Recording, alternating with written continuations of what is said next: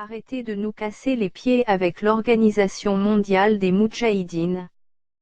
Quand allez-vous cesser de nous casser les couilles avec vos revendications à la con et vos réclamations folkloriques et ridicules proclamées par un débile mental que vous avez nommé secrétaire général de l'ONM, Organisation mondiale des Moudjahidines. Ces Moudjahidines qui se comptaient 30 000 en 1956 et plus de 3 millions en 1962, lors de l'indépendance.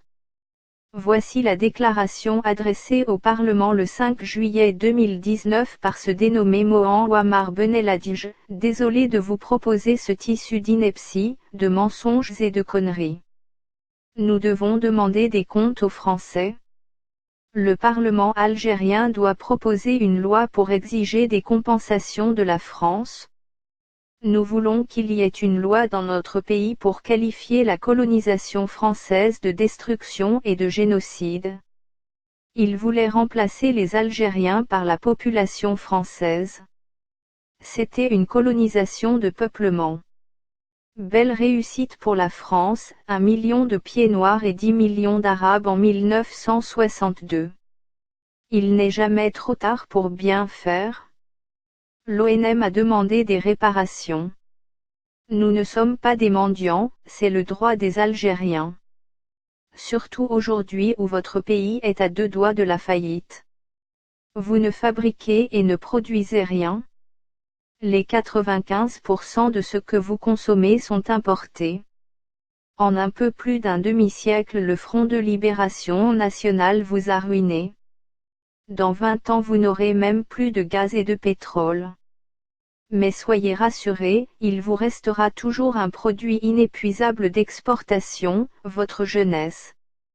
Cette jeunesse qui adore l'Algérie surtout lorsqu'elle se trouve sur l'autre bord de la Méditerranée. Ils ont détruit un pays. Les Français n'ont laissé ici que des broutilles, des choses sans valeur. Je ne vais pas perdre mon temps à énumérer les choses sans valeur que nous avons laissées en Algérie, ce serait bien trop long. En contrepartie, les pieds noirs réclament aujourd'hui des réparations et des compensations sur les biens qu'ils ont laissés.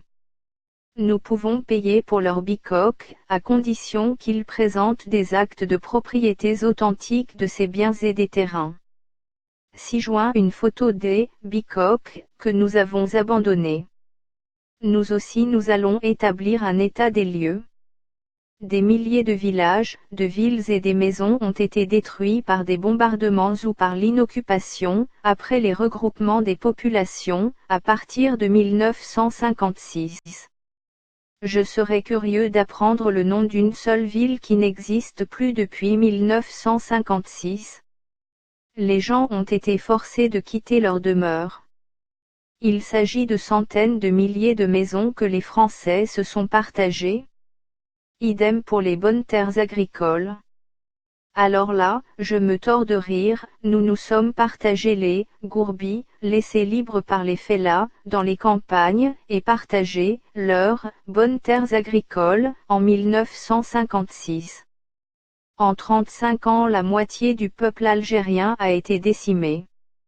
Le chiffre de 1,5 million de martyrs est erroné, il y a eu beaucoup plus de morts en Algérie. Les Français disent que les Algériens étaient 6 millions en 1830. En 1865 ils n'étaient plus que 3 millions, c'est-à-dire la moitié. Où ce Beneladij a-t-il lu que nous avons dit qu'il était 6 millions en 1830 ?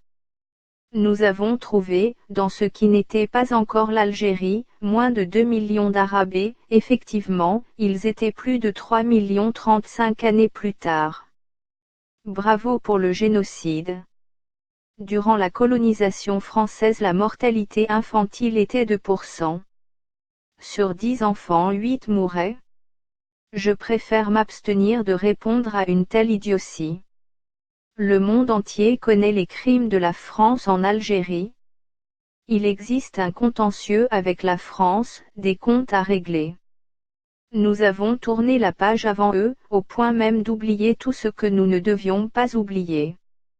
Heureusement que vous avez tourné la page, qu'en serait-il autrement ? Il est de notre rôle de rappeler aux Algériens ce qui s'est passé dans notre pays. S'il s'agit de leur débiter de tels mensonges, il serait préférable de vous taire. Ici la France a commis des crimes.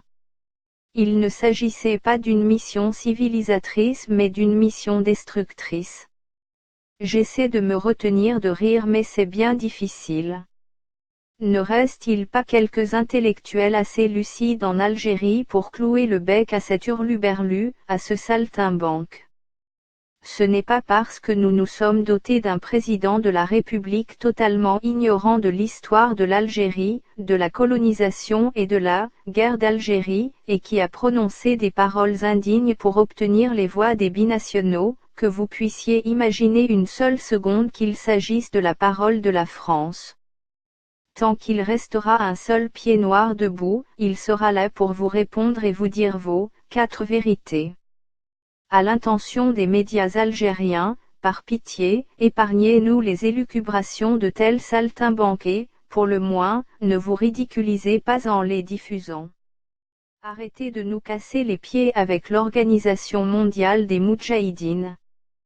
Quand allez-vous cesser de nous casser les couilles, avec vos revendications, à la con, et vos réclamations folkloriques et ridicules proclamées par un débile mental que vous avez nommé secrétaire général de l'ONM, Organisation mondiale des Moudjahidines.